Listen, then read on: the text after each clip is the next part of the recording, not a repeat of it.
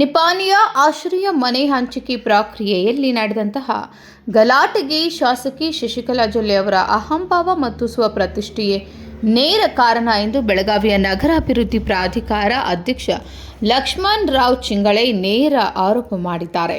ಹಣ ಪಾವತಿಸಿದ ಬಡ ಫಲಾನುಭವಿಗಳನ್ನು ಕೈಬಿಟ್ಟು ಅನ್ಯಾಯ ಮಾಡಲು ಹೊರಟಿರುವುದನ್ನು ತಾವು ಸೇರಿದಂತೆ ಕಾಂಗ್ರೆಸ್ ನಾಯಕರು ಯಾವುದೇ ಕಾರಣಕ್ಕೂ ಒಪ್ಪುವುದಿಲ್ಲ ಎಂದು ಅವರು ಸ್ಪಷ್ಟಪಡಿಸಿದ್ದಾರೆ.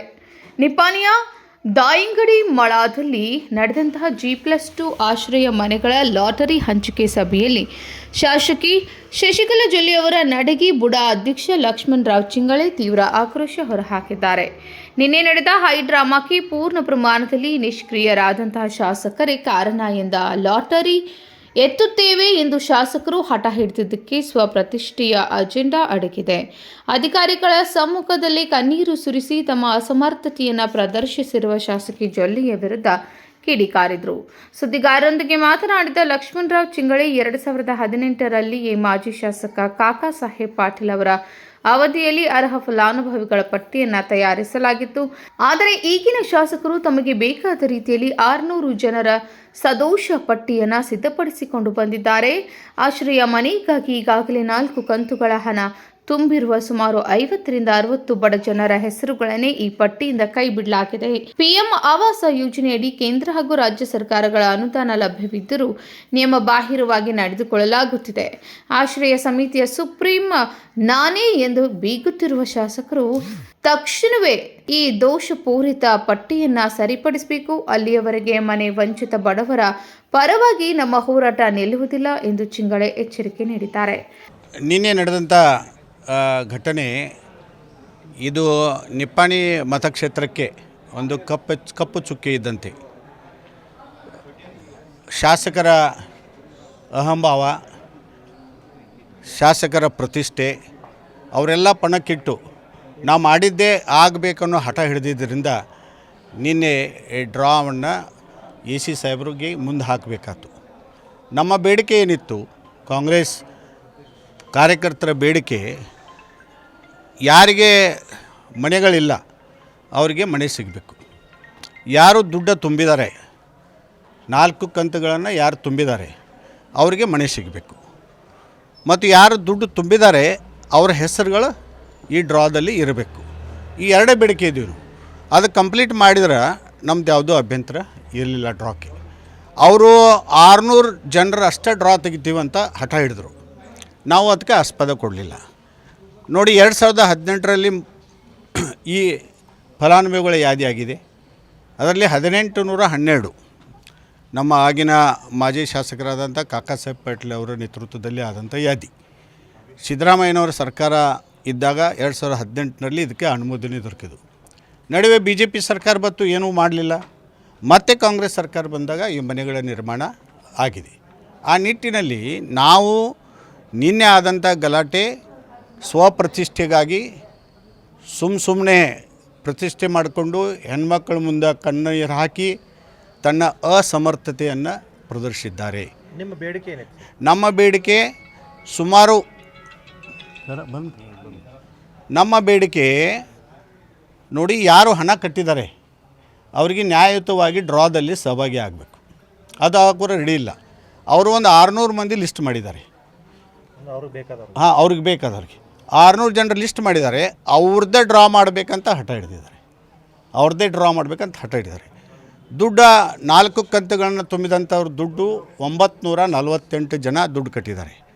ಮತ್ತು ಸುಮಾರು 50ರಿಂದ 60 ಜನ ದುಡ್ಡು ಕಟ್ಟಿರೂ ಕೂಡ ಅವ್ರ ಹೆಸರು ಯಾದಿಯಲ್ಲಿ ಬರಲಿಲ್ಲ ಯಾದಿಯಲ್ಲಿ. ಮತ್ತು ಹೆಸರು ಯಾಕೆ ಬಂದಿಲ್ಲ? ಅವರು ಜಾತೀಯತೆ ಆಧಾರ ಮ್ಯಾಗ ಹಿಂದಿಟ್ರ ಅಥವಾ ಕಾಂಗ್ರೆಸ್ ಕಾರ್ಯಕರ್ತರಂತ ಹಿಂದಿಟ್ರ? ಯಾಕೆ ಅವ್ರನ್ನ ಹಿಂದಿಟ್ರು? ನಮ್ಮ ಬೇಡಿಕೆ ಈ ಯಾದಿಯಿಂದ ಕೈ ಬಿಟ್ಟಂಥ ಹೆಸರುಗಳನ್ನು ಅದರಲ್ಲಿ ತೊಗೊಳ್ಬೇಕು. ಮತ್ತು ಯಾರು 4 ಕಂತುಗಳನ್ನು ಅವಶ್ಯಕ ಕಂತುಗಳನ್ನು ತುಂಬಿದ್ದಾರೆ, ಕೇಂದ್ರ ಸರ್ಕಾರದ 1,50,000 ಅನುದಾನ ಇದೆ, ರಾಜ್ಯ ಸರ್ಕಾರದ 1,80,000 ಅನುದಾನ ಇದೆ, ಮತ್ತು 3 ಲಕ್ಷ SC ST ಅವರಿಗೆ, ಜನರಲ್ ಅವರಿಗೆ 3.5 ಲಕ್ಷ ಲೋನ್ ಸ್ವರೂಪದಲ್ಲಿ ಕೊಡ್ತಕ್ಕಂಥ ಯೋಜನೆ, ಪ್ರಧಾನಮಂತ್ರಿ ಆವಾಸ್ ಯೋಜನೆ ಕರ್ನಾಟಕ ಸರ್ಕಾರದ ಜೊತೆಯಲ್ಲಿ. ಸಿಟ್ಟಿಂಗ್ MP ಅವರು ಪ್ರಿಯಾಂಕಾ ಜಾರಕಿಹೊಳಿ ಅವರಿದ್ದಾರೆ. ಅವ್ರಿಗೆ ಇದ್ರ ಬಗ್ಗೆ ಮಾಹಿತಿನ ಕೊಟ್ಟಿಲ್ಲ. ಪ್ರಧಾನಮಂತ್ರಿ ಆವಾಸ್ ಯೋಜನೆ ತೆಗೆದಾಗ ಮಾಹಿತಿ ಕೊಡಬೇಕಲ್ಲ ಅವ್ರಿಗೂ ಕೂಡ. ಎಕ್ಸ್-MP-ಗೆ ಇವರು ಮೆಸೇಜ್ ಕೊಡ್ತಾರೆ, MLA ಅವರು ಸ್ಟೇಜ್ ಮೇಲೆ ತೋಡ್ಕೊತಾರೆ, ಸಿಟ್ಟಿಂಗ್ MP-ಗೆ ಮಾಹಿತಿ ಕೊಟ್ಟಿಲ್ಲ. ನಮ್ಮ ಬೇಡಿಕೆ ಇಷ್ಟೇ ಇತ್ತು, ದುಡ್ಡು ತುಂಬಿದವರು ಎಲ್ಲರಿಗೂ ಮನೆಗಳು ಸಿಗಬೇಕು, ಎಲ್ಲರದ್ದು ಡ್ರಾದಲ್ಲಿ ಹೆಸರು ಬರಬೇಕು. ಇವರು ಡ್ರಾ ಗುಂಪು ಮಾಡಿದ್ದಾರೆ, ಜಾತಿ ಮೇಲೆ ಗುಂಪು ಮಾಡಿದ್ದಾರೆ, 12 ಜನರು ಗುಂಪು ಮಾಡಿದ್ದಾರೆ. ಯಾರು ಅಧಿಕಾರ ಕೊಟ್ಟರು ಇವ್ರಿಗೆ 12 ಜನ? ಈಗ ಬೇಗರ್ ಅಂದರೆ ಈ ಮನೆ ಇಲ್ಲದವ್ರಿಗೆ ಮನೆ ಕೊಡ್ತಕ್ಕಂಥ ಯೋಜನೆ ಏನಿದೆಯಲ್ಲ, ಇದು ಯಾರಿಗೆ ಮನೆ ಇಲ್ಲ ಅಲ್ಲಿ ಜಾತಿ ಇಲ್ಲ, ಅಲ್ಲಿ ಎಲ್ಲ ಜಾತಿಯವರು.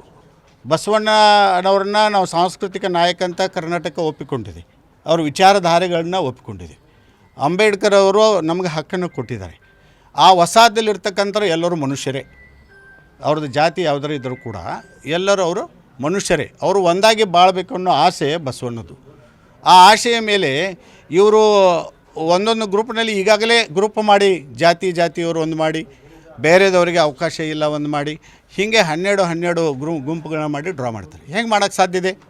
ಈಗ ಡ್ರಾ ಅಂದ ಮೂಡಲೇ ಏನು ಮಾಡಬೇಕು, 948 ಮಂದಿ ಏನು ಎಲ್ಲ ದುಡ್ಡು ತುಂಬಿದ್ದಾರೆ ಅವರು ಎಲ್ಲರೂ ಕೂಡ ಡ್ರಾದಲ್ಲಿ ಹೆಸರಬೇಕು. ಆಮೇಲೆ ಡ್ರಾ ಎತ್ತಲಿ.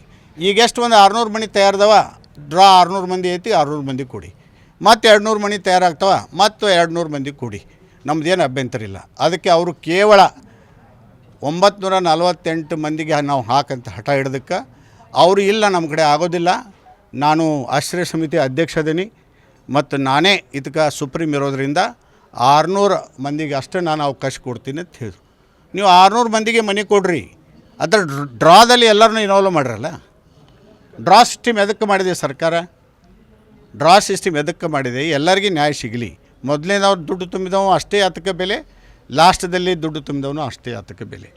ಅದಕ್ಕೆ ಆ ದೃಷ್ಟಿಯಲ್ಲಿ ನ್ಯಾಯ ಕೊಡಬೇಕು ಅನ್ನೋ ದೃಷ್ಟಿಯಿಂದ ನಾವು ಈ ಮನೆಗಳ ವಂಚಿತರ ಪರವಾಗಿ ನಮ್ಮ ಹೋರಾಟ ಇದೆ. ಈ ಸದೋಷವಾದಂಥ ಲಿಸ್ಟನ್ನು ಅವರು ಸರಿಪಡಿಸಬೇಕು, ಮತ್ತು ಅವರು ನ್ಯಾಯ ಕೊಡಬೇಕಂತ ಮಾಡಿದೆ.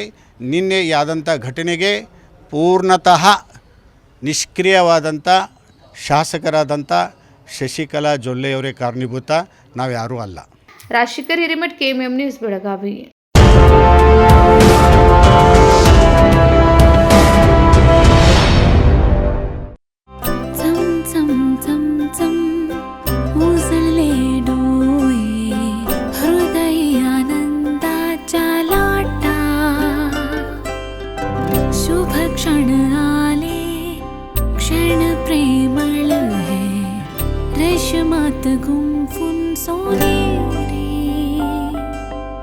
BS Channabasappa and Sons, The Textile Mall, Tilakwadi, Belagavi.